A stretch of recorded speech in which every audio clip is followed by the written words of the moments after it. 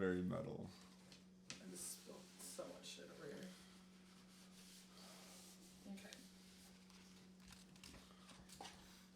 Alright, so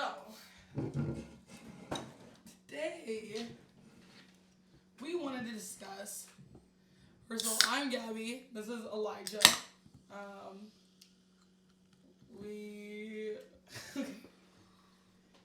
I was wanting to discuss where does the line come between originality in this day and age when so much has already been done? So some believe that everything's been done. Honestly, I believe everything's been done. Like nothing's Nothing's new under the sun. For the first time. Yeah. No jokes have been made for the first time. No scenarios. I mean, I don't know. There's probably some odd scenarios that have yet to be touched on. Like serial killers are even struggling with this right now. They're like, well, what hasn't been done? Exactly. They're like, fuck, man. I can't wear someone else's skin. Somebody Fucking. dresses like SpongeBob and goes around and kills everybody. That's like a potential. But even still, dressing as children's characters and then killing is already done. Yeah. Yeah. And if not in real life, in our nightmares, for sure. Five Nights at Freddy's. Yeah, that one was a train wreck. Man, that one's still. Because those are robots. That cancer hasn't even died off yet. It's not. No, the gaming community keeps that alive. I mean, you know, as an artist, and I know that it's super intimidating going about creating something that people, you know, that first of all is interesting and that people like find some new kind of feeling or experience out of. But and at the same time still doing something that fulfills me as an artist, you know? Yeah. Because it's like, so I was reading about where we get our influences from and how the reason why there's no originality. This author that was writing about it was saying specifically that everybody steals no matter what. Everybody's stealing. There's no such thing as originality and that everything is stolen. But since that's just the case, you have to pick like the good things to steal from. Yeah. And I was just like, what is this? Like at first I was like, and I'm still giving it the time of day, but I'm just like, that's an interesting concept that I want to argue. I want that to be wrong, you know? I want there to be some hope that I can be the first one to do that skull that way or some shit. You know what I mean? Yeah. I feel like it's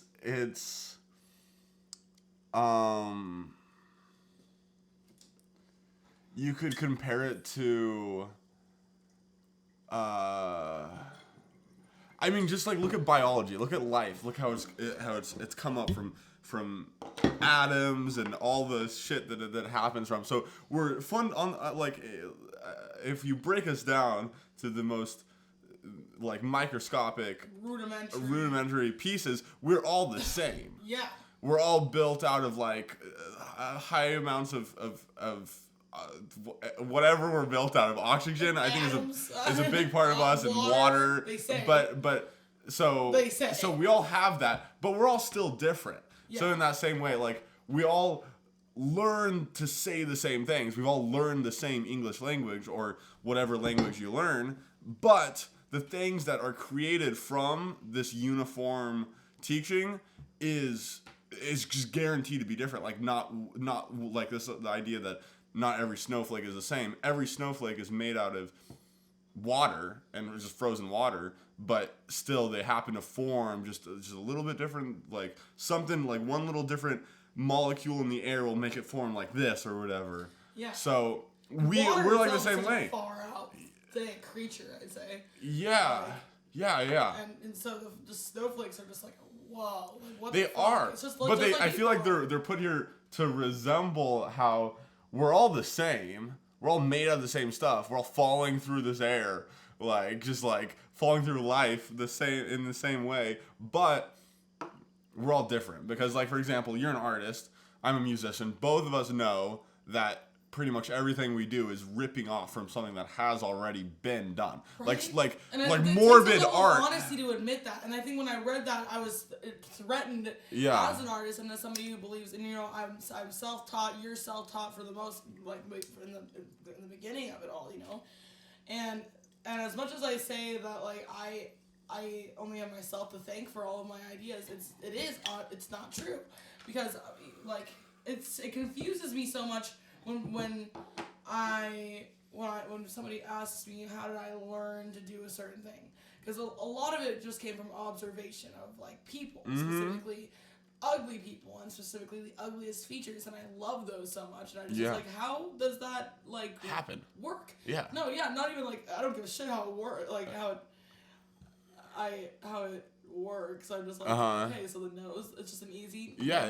I started with myself and my own features. But even like what the fuck, man? It's already been done.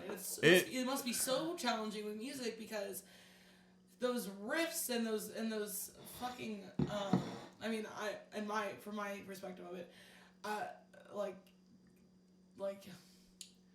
I've been proven to be a metal elitist more than a few times, and I don't like that, because I genuinely it's awesome that people are still creating, but like from that perspective, with that closed-minded view at the time, I used to just could not stand all the newer bands that I come across, because I was like, this just sounds exactly like this. Copycat, ripping off this, and even the stuff that they do that's new, and I almost hated them for doing it, but they're doing it. Right? I know, and so it's like, it seems like it's not like there's no way to win, because you can do what's already been done, and that's kind of guaranteed to be liked, because you like old metal. So if a new band wants to replicate something that's famous, just do old metal or whatever. So it's easy.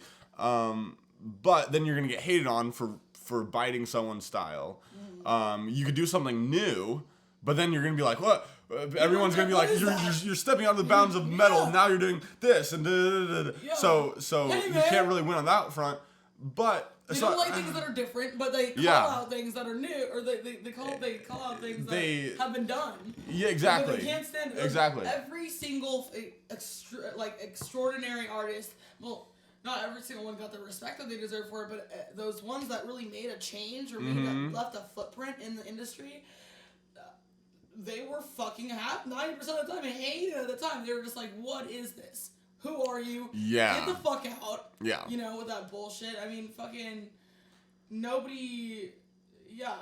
But all that's dumb, because it's just one person stepping outside of the box and just like being like, okay, like everyone is doing this, I can do this, and steps outside that conventional box, and then it's just other people being like, hey, get back in the box. Hey, man. Do the same speed stuff. Do everything the same way that it has been done. Yeah. And that's kind of it's kind of fucked up. Exactly the same way it's been done, and then they're like, fucking poser. Fucking poser. But so in the creative space, there is this fine line that you have to walk between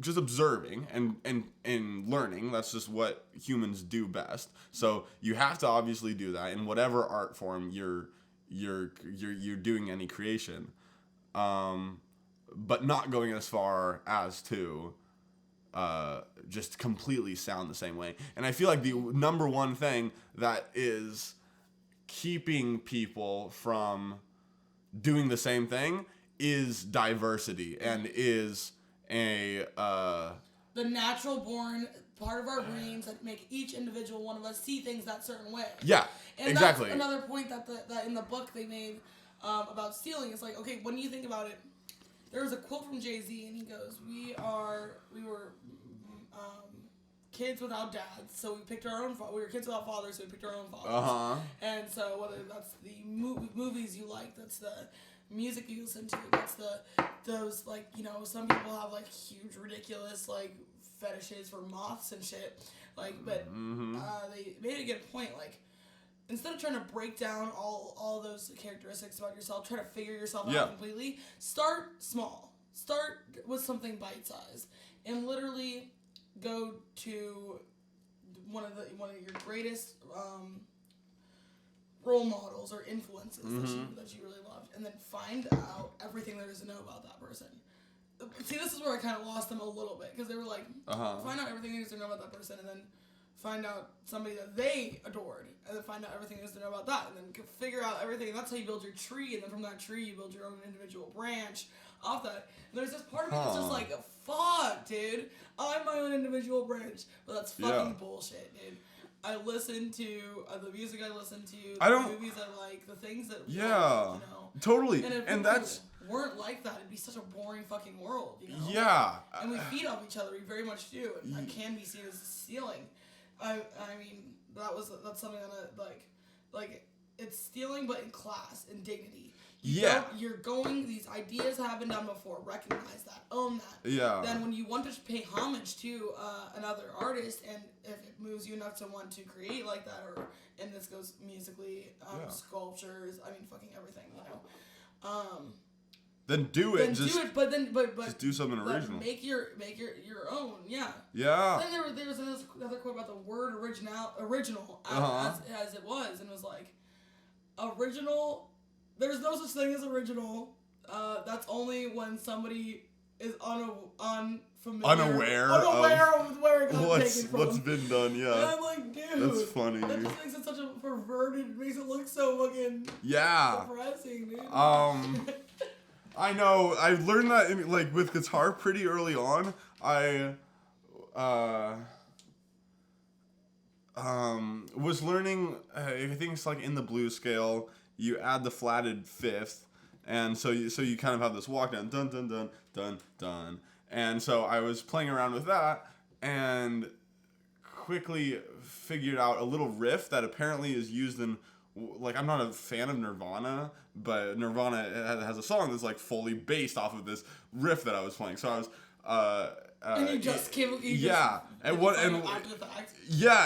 so I was actually with one of my friends and I was playing it, and he was like, "Oh, that's from Nirvana." I was just like, "Oh, yeah," because I didn't want to sound like I didn't know, and then like I just looked ignorant or whatever. But and then I listened to it, I was like, "Yeah, that's exactly what I was playing," and I was having so much more fun with it before I realized that anyone else had already been doing that. Exactly. But once I heard that someone had done it, then I was like, okay. Now I know what we're working with here. What can I do different with that? Yeah. And it's not like I've come up with anything. But that is what music is. That is what art's about. That's what the creative arts. Where you start. Yeah. Absolutely. I mean, fuck. Okay, so then I'm trying to rack my brain because I know that my corny ass is gonna easily. I'm like, let me think of one time that I was inspired by something else. Yeah. You know, that's what my douchebag brain is doing right now. And so I'm like literally thinking, I'm like, well, fuck. Like the first time I ever drew a face, it was Tyler the Creator's face. And because I just loved his features so much, and it seemed so simplistic at the time, and I had a whole fetish going on for Odd Future Wolfgang, and so I was just like fucking drawing Tron Cat and shit all over all my paperwork and all that shit, like everywhere, just repeating that. And so then I got better at drawing cats, and I just back then I would just draw whatever I looked at. Whatever. If I wanted to draw it, I felt invincible back then because I was like, if I want to draw it, I can just look at it and fucking draw it. Yeah. And then I got really like, then I drew, started drawing Tyler, and then I started to like kind of draw. I would draw myself, but then I took these features from Tyler's face, the way that I drew them. His lips and his nose, because I was like, that nose I kind of related to the same way when I learned how to draw his nose. I was like, why couldn't I draw my nose? And then next thing I know, I can draw everything. Yeah. But like I took that and I dragged on, and that was really, that reigned supreme for the next at least like 3 or so years. I stopped having to copy the picture of the picture of him smiling and fucking whatever. I didn't have to look at that anymore as a reference because I just had it so down. But but you can see it in all the, as I continue to develop more characters, just solo.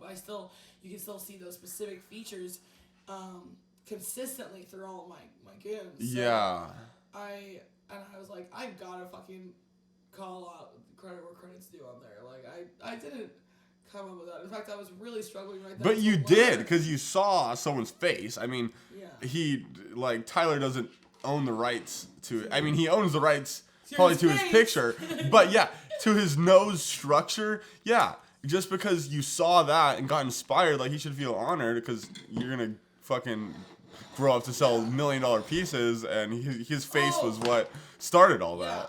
So, yeah, that will become big news, but. Yeah, but at least that's where I can recognize that's where I first got that inspiration from, and that was just the start. That was just the beginning of getting the snowball rolling. You know what I mean? But then there's this, like, when I feel like I go through these artistic dead periods, so like we'll call them, or like just inspirationally absent, like, periods of time. I think, like, the most consistent issue that I'm having during that period of time is that I don't have any new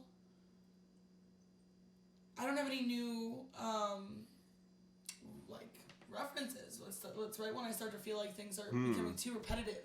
You know what I mean? Yeah. And then that's a challenge to me as an artist, because I'm like, well, like, come up with something, bitch, do it.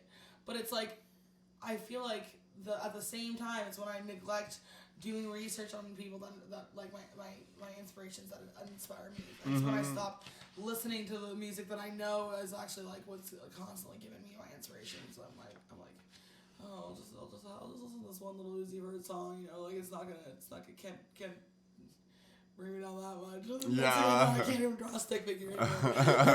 So it's just, yeah. like, it's like neglecting that part of your brain where you need to, like, come up, where you find new ideas. Yeah, you got to start something new. Yeah.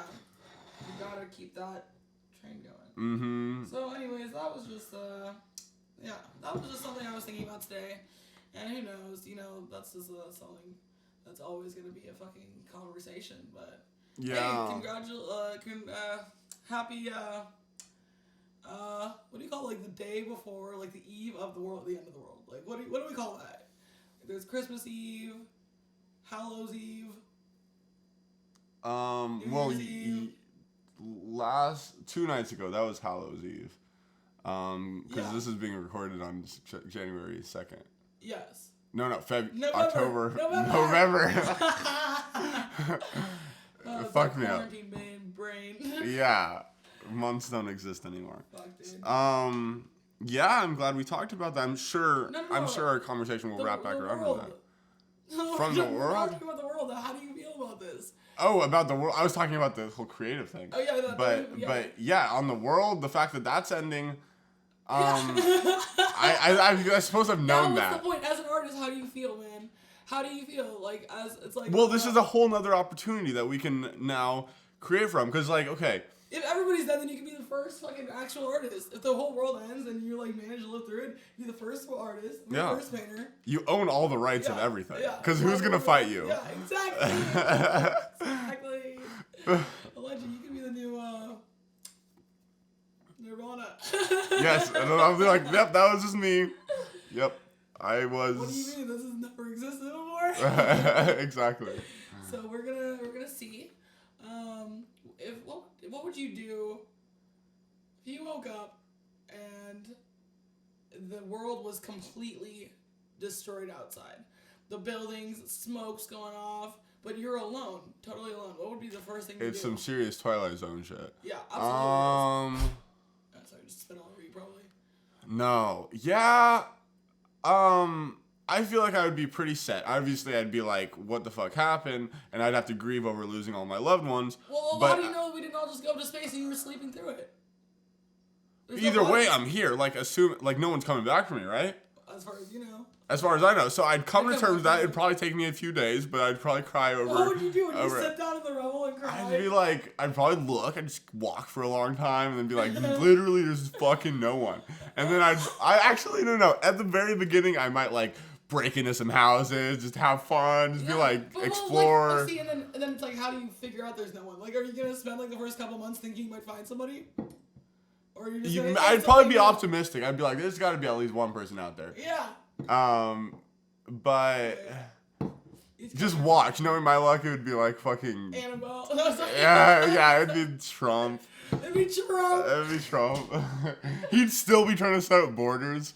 He's like, He's like, oh, good, my one follower. My one follower, oh my word. Come with me, son. Oh, you're fired. Oh, you're fired. Yeah. He'd be like, what happened? Yeah, I don't know. There was this button. I pushed it. They told me not to. It's okay. It's okay. We're here. We've got all these.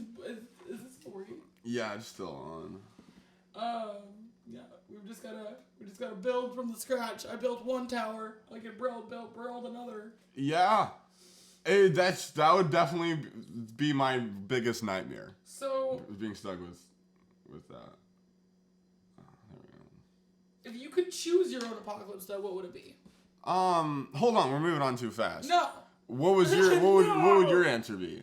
Oh, thank you. Fuck it. Always nobody ever whenever I tell you something, nobody ever asks me that. And that's actually hard because sometimes I don't even bother coming up with them. I know, yeah. Just listening to other people's ideas. Yeah, but let's hear it. Yeah, man. So what would be the first thing I do? Man, bro. First thing I do, I have the whole world to myself. Shit, dude, nothing really matters. First thing I do, I'm gonna go break into Nordstrom and dress up like a pretty lady. Yeah. I'm gonna make a whole scene, do like one of those. Oh, that's another question. Do we have fucking electricity still? Just for the hypothetical being fun, yes. We have internet. Literally everything's here except for people, and there's smoke, you said? There's smoke. There's rubble. There's rubble. But the internet's still, the internet towers are still every up. Quiznos is in rubble. Okay, good. What was that shit we saw about Quiznos? Was that a... Oh, God, dude, that was Nurse Jackie. That was a train. Oh, yeah, exactly. Oh, I don't know what the fuck was going on here. Night? Who was in psychosis when this show was conceived and written? But this was like one of the most confusing we only made it about 3. I made it like 3 episodes in, showed him an episode up to like 4th, 5th episode, and like the writing for this shit is just ungodly. It's almost like I can't tell if they're doing it on purpose, which makes me then like confused as to whether or not I'm just not getting the joke, a huge existential joke that this whole show is. But no, like straight up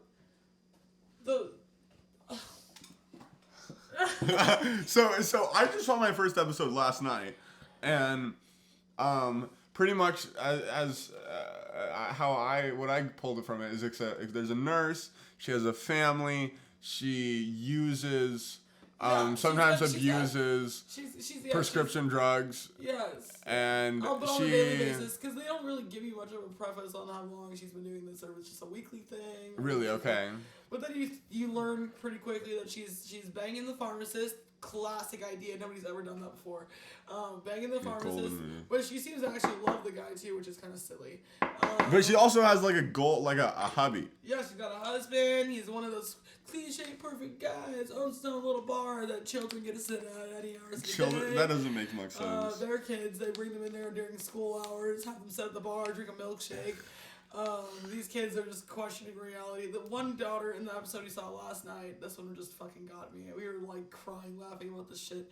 Because the dad, she's getting ready for work. She drops a pill down the sink and is struggling to maneuver this contraption to get the pill out of the sink drain. Mm-hmm. And then her husband walks in and is like, dude, we got a fucking problem, man. Like, there's some shit going down right now. Like, normally I put cartoons on, but our 10-year-old doesn't want to watch cartoons, dude. She straight up just wants to watch documentaries about the war and about the stem cell research or some shit. And she's like, what? That's crazy. Well, it's okay. Maybe it's just a phase. And then I'm like, well, which doesn't make any sense. Like, let's dissect that. That literally is like, I'd be down. That's like your kid is not conforming to like what other kids do. Yeah. I feel like it's like they're just it's this big deal. It's just like a red flag. They're all like, dude. The teachers are in on it, and be like come in, the principal. This pathetically written like runaround they do where the daughter is coming out of the bathroom and the other daughter just saw the parents, and it's just pathetically acted out and written. Yeah. But the teachers are all like, yeah, you got a serious problem with your kid, man. She is what we have. She's got something seriously bad. They make it act like it's a medical fucking, like, death. Like, you just give up. Order the coffin. Your daughter has generalized anxiety disorder. Yeah. No, it wasn't general. Was it generalized? It was generalized. Yeah. It was the most simp shit. And they're like, what? What? No. No. How do we deal with this? And they're like, it's okay. We can throw her on some drugs. Yeah. And so the parents come out and they're like, oh my god, what are we gonna do? And then she stops one of the teachers. Oh, like the main psychologist that brought this to the table was the one, the prosecutor, I would say, on this lineup of teachers versus parents. Ambush. She drops this banger of news on them. She's like, dude, your kid's gonna die. She's got generalized anxiety or disorder. And the main thing too, the only like symptoms the kid's displaying is like being stressed about like a world. What was it? She was like, okay. Yeah, what was it? It was something somewhat existential. No, she was like, wasn't. But what if we get malaria back? Like that happened. Oh yeah, it wasn't even existential. It was literally. This is so relevant. You guys were recording this. We already said the date. It's November 2nd, 2020. On a Monday. We are living on a Monday, the day before an election. Like, what if the world gets taken over by some kind of disease? And her mom was like, oh, that's ridiculous, and that'll never happen. She's like, you promise? She's like, I promise. What the fuck, dude? She's like, oh man. Like, so whack. Yeah, it was too real when we saw that. It was like, this is the wrong time. Daughter was like, okay, but I don't believe you. And no, that daughter probably is the one that bought out all the fucking hand sanitizer and fucking masks in the first week. She was the toilet paper. She was all over this shit. Yeah. She had like generalized anxiety disorder my fucking ass, dude. I predict shit. But like, what the fuck would ever be wrong? Like, I feel like a lot of parents are fucking ex. Damn, the exes be calling. That's crazy. You gotta mute that shit. You're probably calling in. True. Excuse you. Yeah, we're running our own business right now. Yeah, man. Sorry, I didn't mean to like. Talking about some serious general anxiety disorder. But seriously, I feel like. Oh. Clutch. I feel like a lot of parents. Oh, just totally sent it. Okay. Let's do that. For real. Anticlimactic. It just sat on your head. But I feel like parents do get really threatened by kids that have a. I mean, fuck. Yeah. Some parents are like really encouraging of it, but others are like get threatened by like kids that want to like go outside of the fucking mold. Yeah. Fuck, it's so general. Everybody's threatened by that. I think it is a threatening thing, but we're coming from two people who are very far away from where the mold is. Yeah. And almost a dysfunctional. We have been shaped to something that no functioning human being is molded to. Yeah. But it's functional. Yeah. Look at us. We have our own apartment. We're 20 years old, in our early 20s. I'm like a 75-year-old man trapped in the body of a 22-year-old bitch. Fuck. Recently 22. Barely. Okay, we gotta go. We gotta backtrack though. I don't think you answered your first question. I did weasel my way out of there, didn't I? We went through like this whole. We explained 3 episodes. I'm going to Nordstrom's. Wait, was that the question? Oh, that's right. That's what you said. You going to Nordstrom? Yeah, but I don't know, man. I think I would. Fuck. Like, what do you? Like, I don't want to. Oh, I'd go break into one of those pimp ass fucking towers and pick a apartment building, break down the door. Make it seem like it's my house.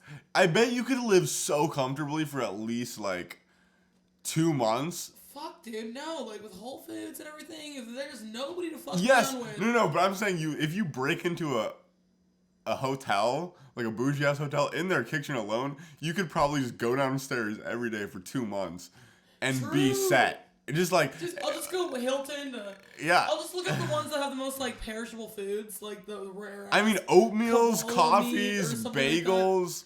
I don't know. No, I'm thinking exotic, dude. I'm thinking like zebra in the back or some shit. Like, dude. Far out, like a pig's head. Go to Trump's Tower. Like a full pig's head. Eat like a puffer fish, get fucking high real quick. Yeah, man. Fuck, dude. That's what I would do. Yeah. I would mourn anybody. And be like, I'll see you guys again. I'll see you guys when this is over. Look, realistically, yeah. Well, would everybody just like ascend up into space one day? Like, that's a total possibility. Dude, me and fucking Tedder just watched a movie about It was actually really well done. It was called Extinction. And it was about these fucking...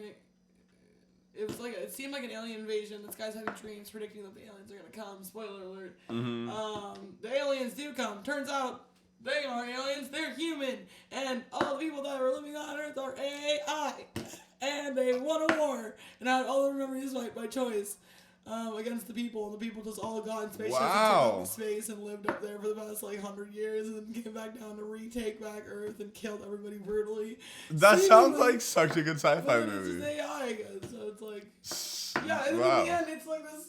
Oh, it's like a huge that could happen. I far out if we're looking far out. Because these guys bled too. The AI? Yeah. Yeah, it's easy. Just program some kind of blood, something that makes and circulates blood, and then you can totally have that functioning. The thing is, and then he got it. Once they showed the whole flashbacks, his dreams weren't dreams predicting anything. His dreams are flashbacks from the past before they got their memory wiped. So he was having dreams about his wife. He was having dreams about his kids, and he was like, it turns out that his kids, they bought those kids because from Wayfair. But no, they literally were like cloning. They're making clone children so that robot families could have kids.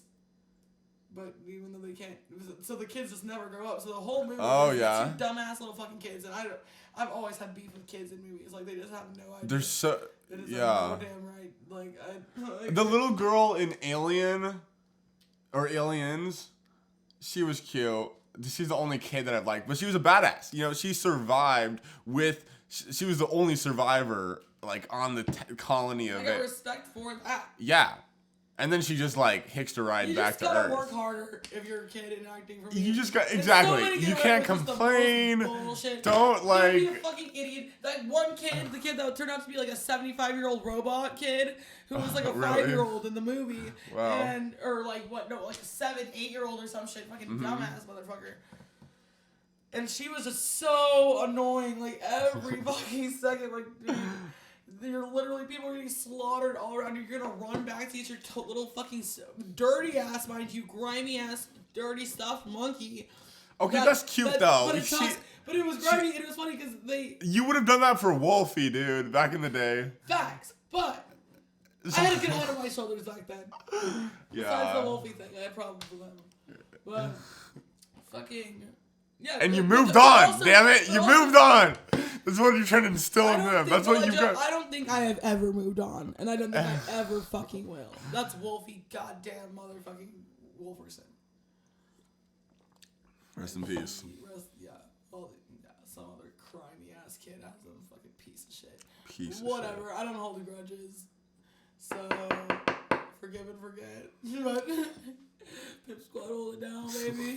Mama, I love you. But no, this kid, also the little dirty, grimy stuffed monkey had a little voice box in it that was just saying, that just is I love you. And early in the movie, she's oh my god, freaking out, screaming that because it's fucking stopped working after 65 years of doing it.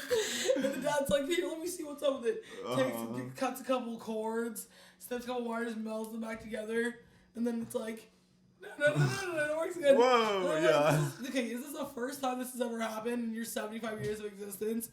A, B, yeah, that thing was nasty. I feel like she's probably she's just stuck at the ability to learn up to a 7-year-old. That's what I was thinking. I was so it's not like you're able to... they better charge So she's just confused at everything all the time. Yeah. That's a terrible time to be stuck. I know. If I was 7 years old for my whole life, that would be so shitty.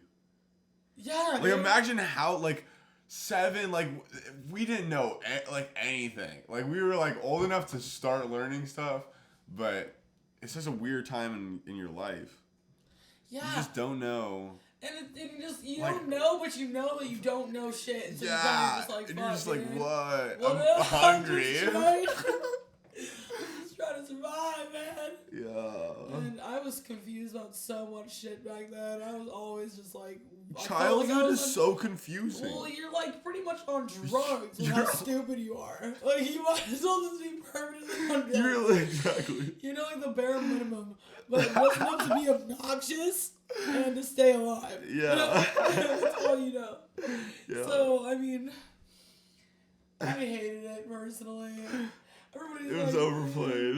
The only cool thing about being a kid was that you didn't have to pay taxes. However, and you had no responsibilities. Yeah. The responsibilities that you thought you had were like pretty weak. School, and take like what was our chores? I don't even know. Our family was too dysfunctional to have chores. Once in a while. Remember when we started? They had us trimming the hedges in the backyard and mowing the lawn and shit. I would just trip out on it and try and mow like spirals into the grass and shit, but it never worked out the way I wanted it to. And it was just retarded, and everybody just couldn't fucking use them all. Gavin, you're like, you don't get it. You're not artists. Fuck you. And then we did some serious permanent damage because we fucking I was trimming that huge hedge in the backyard, so. We just started building like a tree fort out of it. We thought no one came back there. We thought it was like a different, like a whole nother world back there. We thought also that the hedge was a lot bigger than it was. Yeah, so we were like it was really about this much of a well, like probably a good this much. But, like, once you take off, like, one layer, because we wanted to cut from the inside, but little did our little brains know that the branches that are on the inside, making it so you can't hang out in it like it's a fort, are also attached to the branches outside. So it's all false. We know. We cut out this rounded out area so we could pretty much stand back there and, like a squat.